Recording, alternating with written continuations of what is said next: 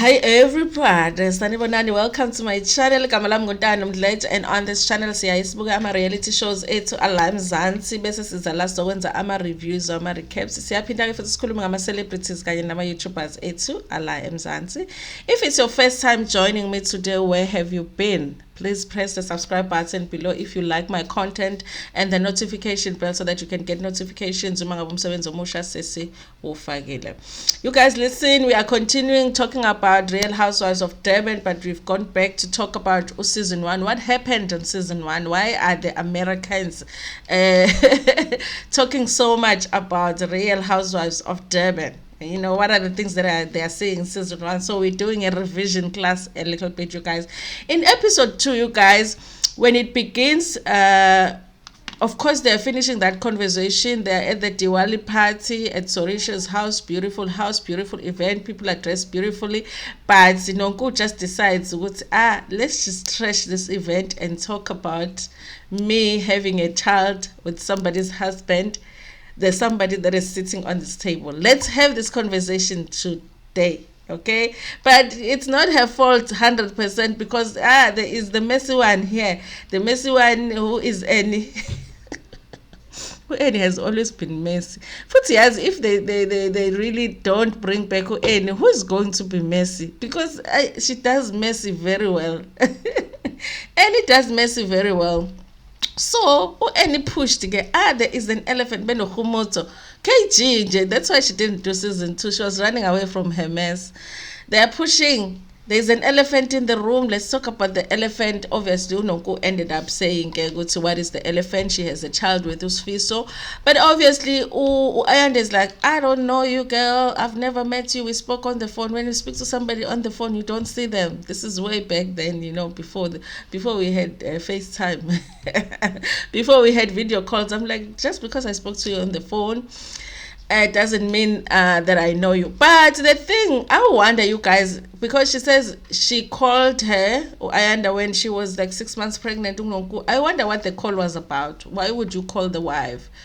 About what do you want to say to the wife when you are pregnant with their husband's child? You know, I don't know, because I mean, you are in a relationship with this face, so why? I wonder. I'm interested to know what that conversation was about. But yeah, Ayanda does confirm that Unonku did call her, and I guess she was aware that there is Notile. And when Notile was younger, she did visit them, left her socks there, her pink socks there. So it doesn't sound like Ayanda had anything against Notile, anything against Unonku. She's grateful about the fact that they didn't cause drama, because remember, when Usfiso Ngwane passed, there was a lot that was going on in the media. Baby mamas coming up wanting to claim imali kaSfiso or whatever. Baby mamas that we knew nothing about. I guess Ayanda knew what was happening while she was still dealing with the passing of Usfiso Ngwane. So apparently Umden Nonku was not part of that group of people that were coming after Ayanda at that time, you guys. But I mean, they do wrap up a conversation. I really do commend Ayanda, you guys, because she does treat the situation very classy, you know, because they could have trashed that whole house because of that situation. Like, how are you going to come in this very nice party at this very nice party and tell me that you have a child with my late husband? Couldn't you just wait? What are you even doing here? Because you were not invited. You are a +1. You are not even supposed to speak at this party.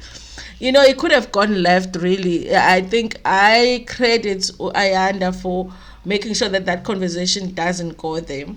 And yeah, you guys, I guess Utobe was in that situation where you bring someone to the party and they do something and you're like, oh my god, why did I bring this person? So she sounded like she is so happy that it didn't go left. She was like, you know what, I commend you guys that you were able to have this mature conversation about something that is very, very sensitive. So it's great that, you know, you can talk like this, which Unonku is not happy about, because Unonku feels like Utobe is kissing Ayanda's behind by saying that she should be on her side, she should be supporting her, and Utobe is feeling like she should be neutral in the situation, because where was she when the baby was being made? Okay, when Sfiso left his wife to go and start another relationship, where was Tobe? Tobe is like, I don't want to be involved.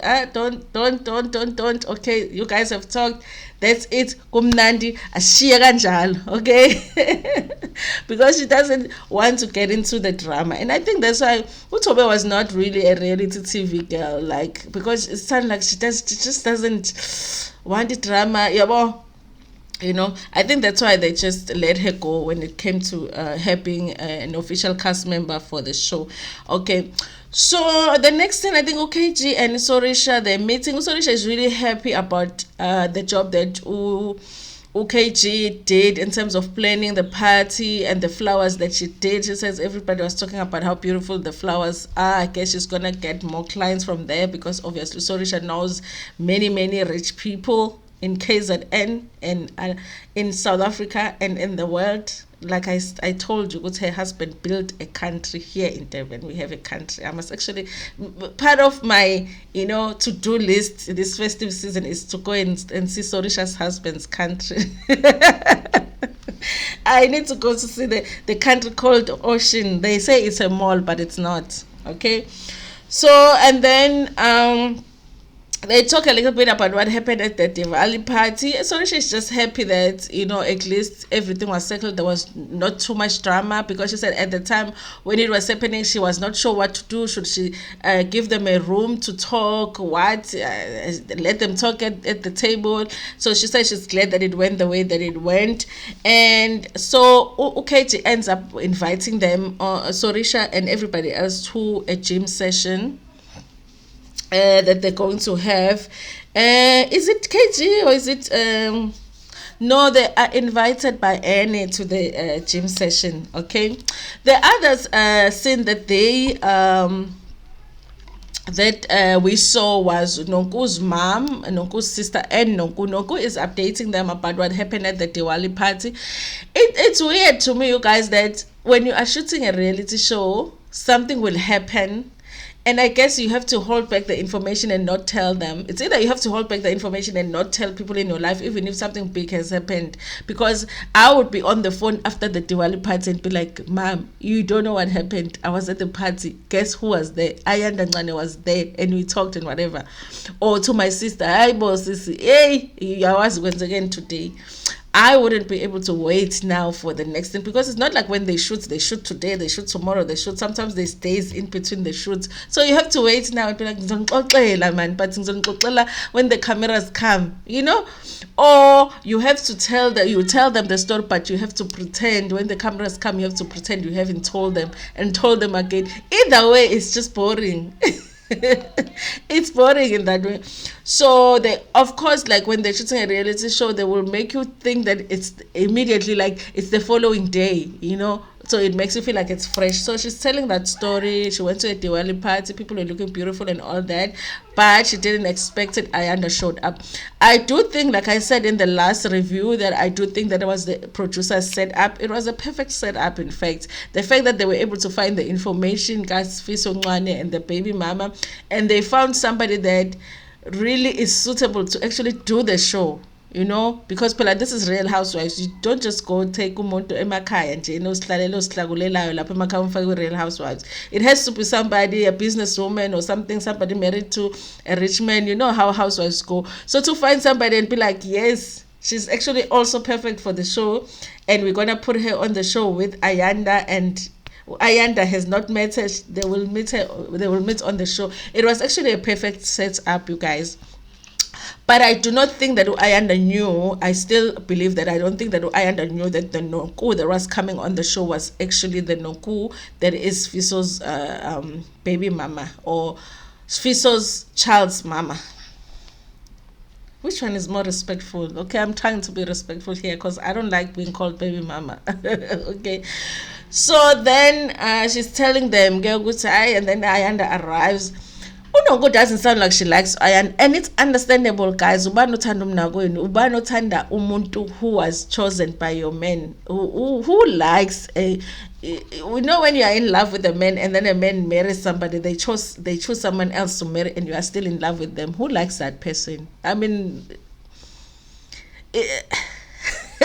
I don't expect Unongo to like Ayanda. So she's got those things, but Ayanda is very is difficult not to like, because Aga, she just tries to behave and speaks to you respectfully. So it's very hard. If ube umuntu odelela, it would be easier. She would be easier to hate. So she's telling them about what happened. She said she's surprised. Ayanda said she doesn't know her. No Maganonku. Her mom is also surprised. How can Ayanda say she doesn't know you? Nami, I was surprised initially, you guys, how Ayanda doesn't know Nonku. But I also thought, but it's possible if they only ever spoke on the phone and they never met, then it is possible she never really bothered to look and see how does Nonku look like. But everybody else is surprised. How can she say she doesn't know you? But it seemed like she doesn't. And Umanoko just doesn't think it's a good idea for them to be hanging out together. She feels like it's a recipe for disaster that they're going to be hanging out. But she does understand that Unoko, her wish is for Unotile to meet the family, to meet her siblings, to spend time with her siblings. She just feels like maybe it's going to cause some fights or something like that. But she explains, she's going to call Ayanda and arrange for them to meet so that they can just talk about it. How do they get these kids to now spend time together? I am totally not against the arrangement. Notile for her to meet her siblings and spend time with her siblings. I feel like, honestly, it's not her fault. Her mom and dad were not really together like that, and then her dad maybe was not in her life like that. I don't really know what that relationship was like, but I do feel like she has a right to really be able to be given a chance to have a relationship with her siblings. Now the next scene here is Pupo and Ayanda is updating Pupo on what happened at the party. She's like, listen, we went to a party, but there was this girl. Girl thinks I know her, and I'm like, girl, I don't know you. I must know no. I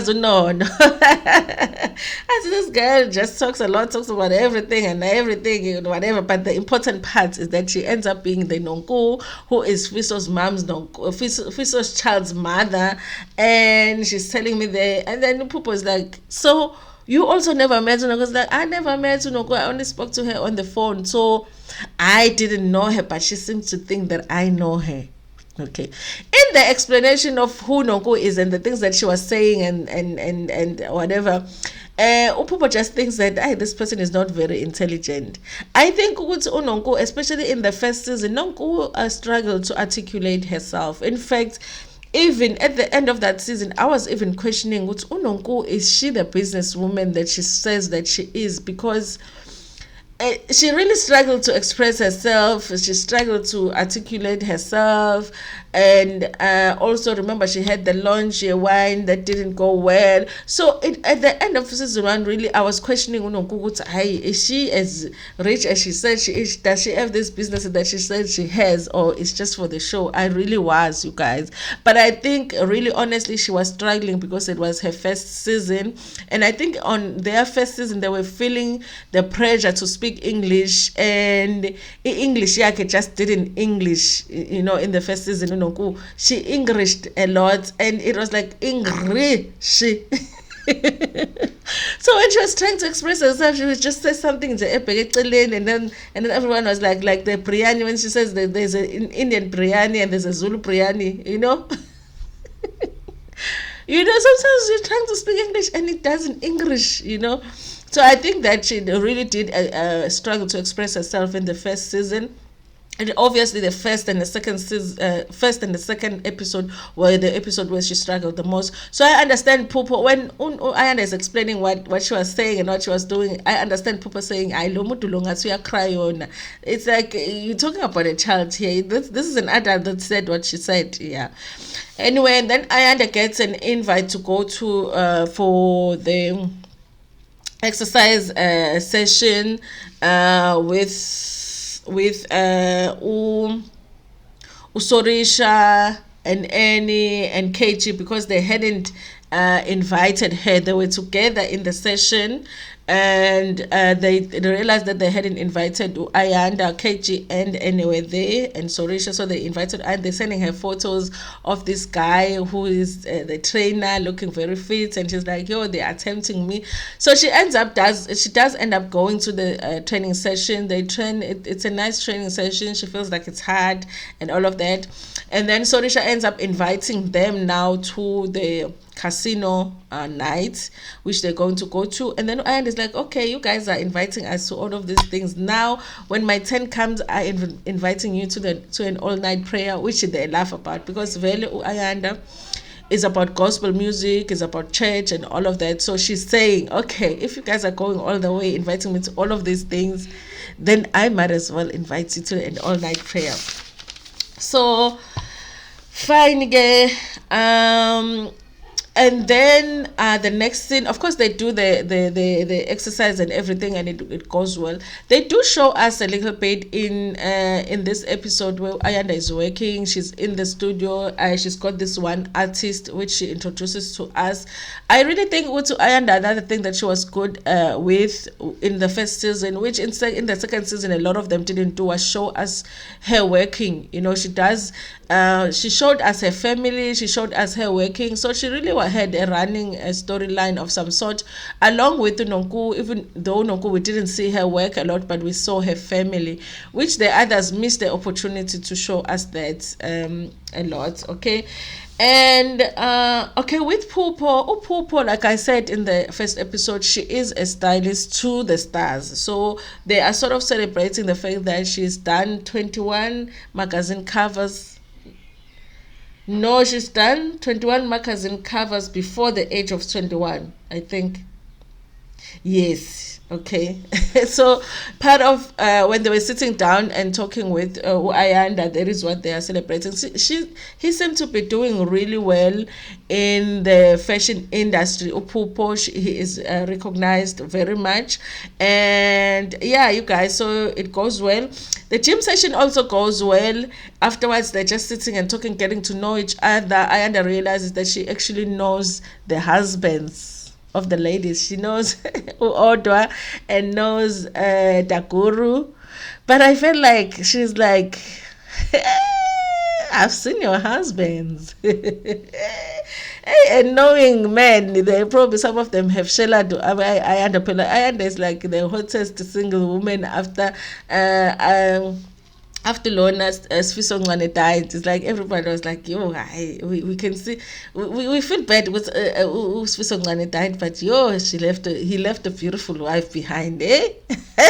So when he says, obviously she's not gonna say, her husband has shared me, oh, now her husband has shared, but she was like, yeah, so your husband is old. Oh, okay, I know him. So your husband is Dakuru. Oh, okay, I know him. Anyway, they're just talking, and they do talk about what happened with Unonku and all of that, and the Indian biryani. But she does tell them, because they've arranged to meet with Unonku, she feels like she's going to be welcoming to Unotile, meeting Ama siblings. She doesn't feel like there's a problem there. She feels like Unotile has a right to also go and see the gravesites. So even though she was shocked by meeting Unonku, she feels like it's a good thing that at least they'll be able to make those arrangements so that the siblings can meet. Okay. So it goes well, you guys. The meeting goes well. I think Annie had prepared like healthy snacks for them afterwards, like a breakfast. So they're eating, they're having fun. I just don't know why, because at that time I think Utobe was supposed to be one of the main cast members, and Unonku, the intention was for her to be a friend of the show, Beno Mabosi. So I don't know why they didn't at least invite Utobe, or maybe she declined. They don't say why they didn't invite Utobe to that training session. Also, up until this point, they hadn't introduced Ulasi as well. So at that time, we could see her in the photos of the cast members, but we didn't yet. But you guys, that's all that I'm going to talk about today. We will do the next review where we do the casino night, and also do what happens afterwards, and the introduction Galasi, and what happens with Unonku and Utobe, what happens with Utobe, and the introduction Mabusi Seme and all of that, you guys. Anyway, that's all that I want to talk about today. Tell me what you think about this episode right here in the comment section. Also, please share this video with your friends, with your family, and even with strangers. And don't forget to like the video. It is very, very important that you like the video. Thank you so much. Nginithanda kakhulu.